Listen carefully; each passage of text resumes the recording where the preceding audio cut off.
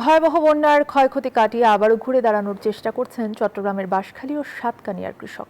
এ বিষয়ে বিস্তারিত জানাতে নয়ন বড়ুয়া জয় আমাদের সাথে যুক্ত আছেন। জয়, একটু জানতে চাইবো যে আপনি আছেন সেখানে ক্ষতিগ্রস্ত এলাকার এখনকার পরিস্থিতি একটু জানাবেন, কি পরিমাণ ক্ষয়ক্ষতি হয়েছে সেটা জানা গেছে কিনা এবং প্রশাসনের পক্ষ থেকে কোনো সহায়তা পাওয়া গেছে কিনা? অতি দেখতে পাচ্ছেন যে চট্টগ্রামের সবচেয়ে বেশি ক্ষতি হয়েছে বাঁশখালী আর সাতকানিয়ায়। আমরা যে আমন ধানের সবচেয়ে বেশি ক্ষতি হয়েছে, যেহেতু আমনের একেবারে বীজ যখন ফেলেছিল তখনই কিন্তু বন্যা হয়েছে। তবে 1.5 মাস পার হচ্ছে, বন্যার পানিও নেমেছে।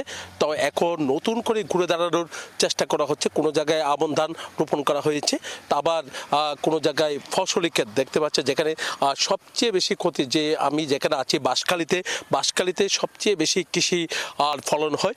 তো এখানের বিভিন্ন সবজি কিন্তু চট্টগ্রামের বিভিন্ন জায়গায় বিভিন্ন বাজারে চাহিদা মেটায়, সাধারণ মানুষের চাহিদা মেটায়। চট্টগ্রামের সবচেয়ে বেশি সবজির যোগান দেওয়া হয় সাতকানিয়া, চন্দনাইশ আর বাঁশখালীর। তো এই জায়গায় কিন্তু সবচেয়ে বেশি ক্ষতি হয়েছে।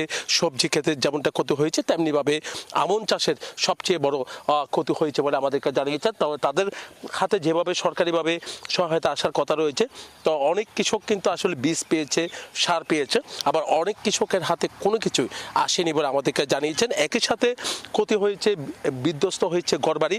তো অনেকজনে কিন্তু এখনো পর্যন্ত তারা মানবেত জীবনযাপন করছেন।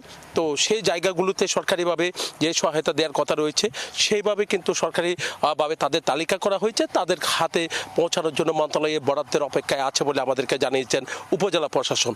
এই ছিল আবার এখানকার সর্বশেষ। ফিরে যাচ্ছে স্টুডিওতে অর্থের কাছে। ধন্যবাদ আপনাকে। নয়ন বড়ুয়া জয় জানাচ্ছিলেন চট্টগ্রাম থেকে।